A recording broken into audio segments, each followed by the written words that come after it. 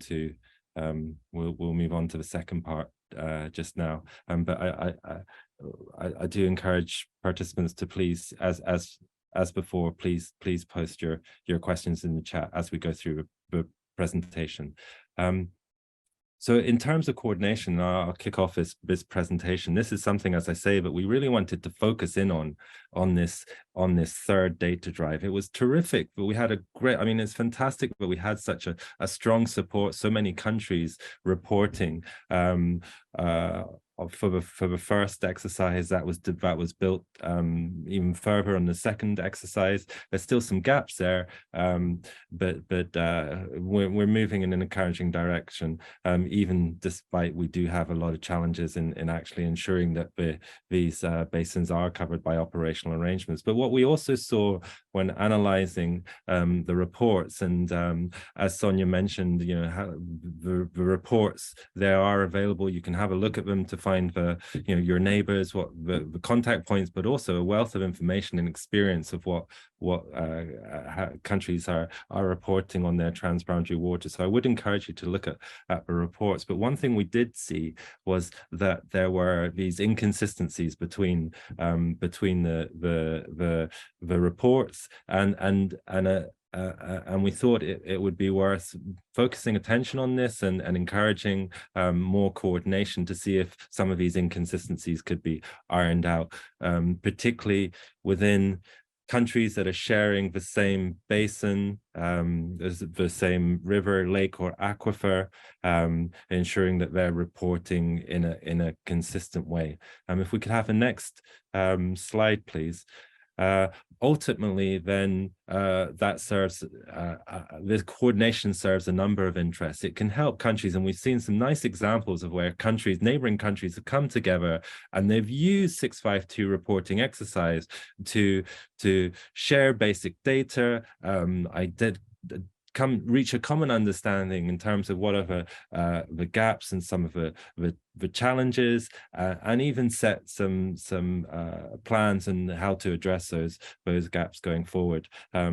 Certainly improves the overall quality of 652 data.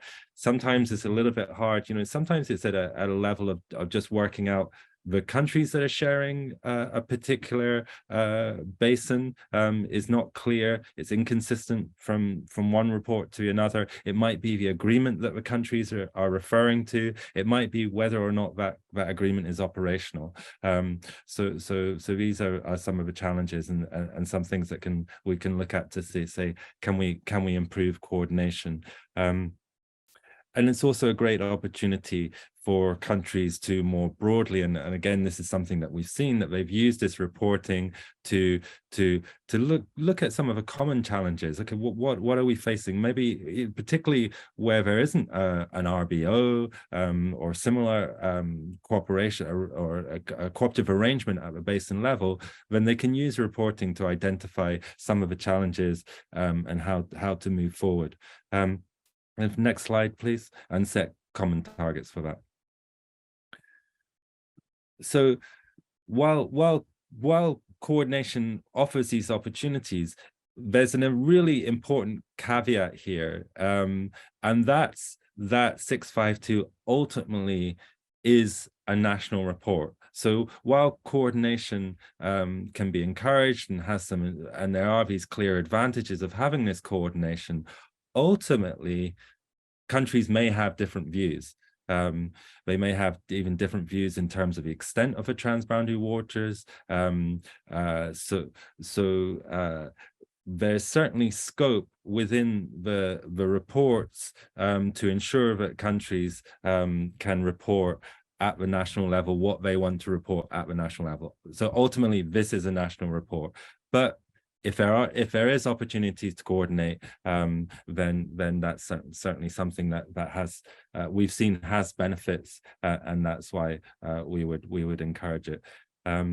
Next slide, please. And why focus on coordination now? I think I've covered a lot of this already, but it's around, you know, we've seen some good examples of coordination and how that's helped. Aurelian will share some examples in the next slides.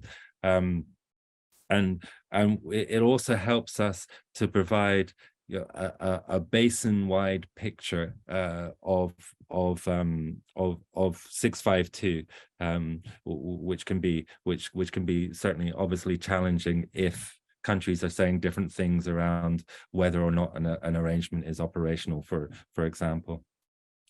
So next slide, and I'll hand over to Aurelian.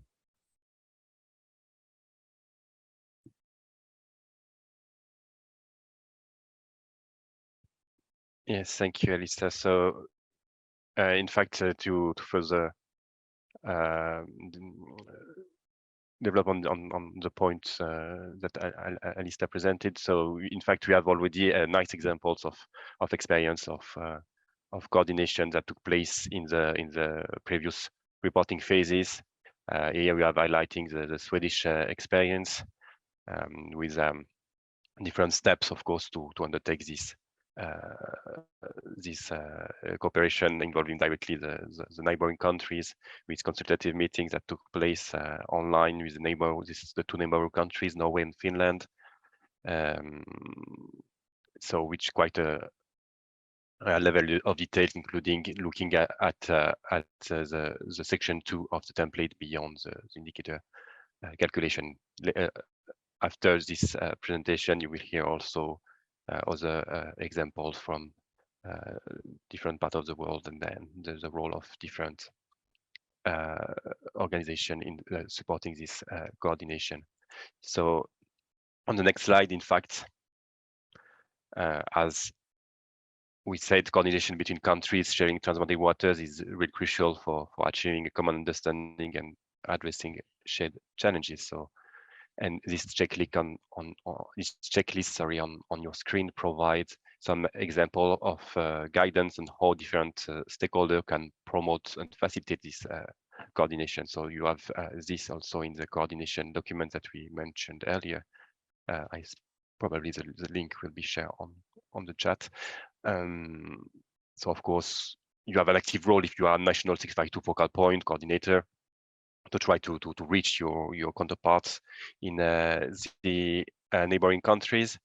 But also we want to highlight and maybe we want also to work more, incentivize more other type of stakeholder during this new reporting phases. In the reporting phase, especially regarding the involvement of a river basin organization, who may have a direct role also to facilitate this exchange of information to prepare the national reports, of course, with also always a little bit of difficulty that we are referring to a national endeavor. This is in this SDG framework. This is national authorities that have the final word, but of course, many other stakeholders such as RBOs can help. And very direct action for this, maybe for the next meeting of next statutory meeting of the NABIO of Commission of Transboundary Commission can include directly in the agenda an item dedicated to the 652 preparation. So this is would be for instance a direct contribution to improve this coordination, and not to forget this process of 652 at river basin level. Other examples include also the possible involvement of the geological surveys, which may have in some cases already some information on transboundary aquifers to address this crucial issue of groundwater and transboundary aquifers.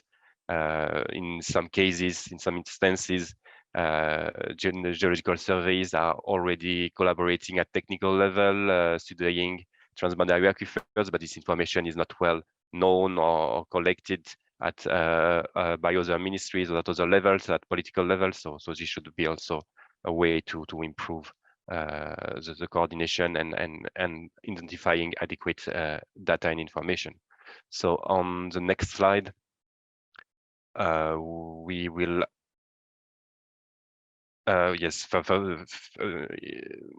directly linked to this topic on transboundary aquifer. This was a small short note that that in fact, as transboundary aquifers present unique challenges due to their hidden nature as well, and this implies varying recognition from the different side of the border. So this is really a need to focus on their proper integration, and this will, in a number of occasions, for many countries, this will allow to advance very much on the quality and on the final indicator value when reporting on SDG indicator 6.5.2 during this third reporting. So on the following slide, here we wanted to address. So this is covered in the short document, the publication. Is what data and information should we coordinate on? So yeah, of course, the main focus is on trying first of all some basic to focus on the basics. That is to say, to ensure the same transboundary river basins, lakes, and aquifer are identified.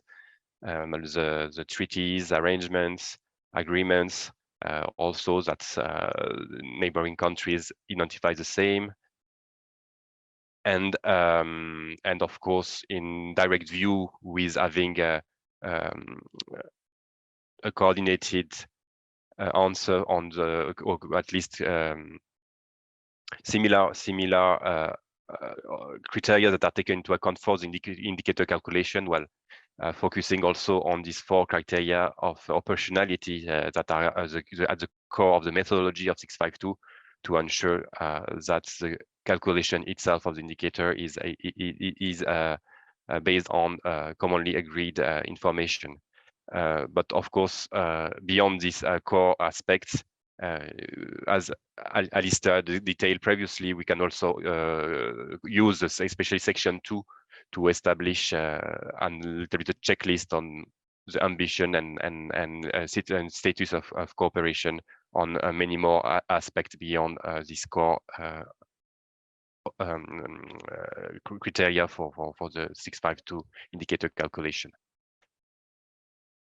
And on the next slide, why I would like also to highlight an interesting opportunity that you have within the reporting template and in the preparation of this report is that which is the opportunities for countries to include joint statements on the status of cooperation, to express their common views, achievements, challenges, also highlight differences in opinion. So there are different places where you can agree to include this information, whether at the end of section 1 under additional information, also in section 4, different question address this aspect. So we would like really encourage you if for instance you are not in position to coordinate every single question for section 2, or if you have discrepancies or difficulties to assess some criteria, but still you want to jointly address a message within this report of on 652, well, to use these spaces that you have to establish, to formulate joint messages on achievements, but also opportunities and difficulties, and again with the possibility to agree to disagree. And this, well, really with the objective to use this 652 process as a way to foster dialogue and pave the way for effective collaboration. So I will thank you for your attention with the final slide, which should also remind some guidance material, and especially this coordination document that normally all countries have received together with the invitation to report, but which is also of course available for anyone who want to download it in different languages. And we are of course happy to support also on this coordination aspect. Thank you very much. Great, thanks a lot, Aurélien.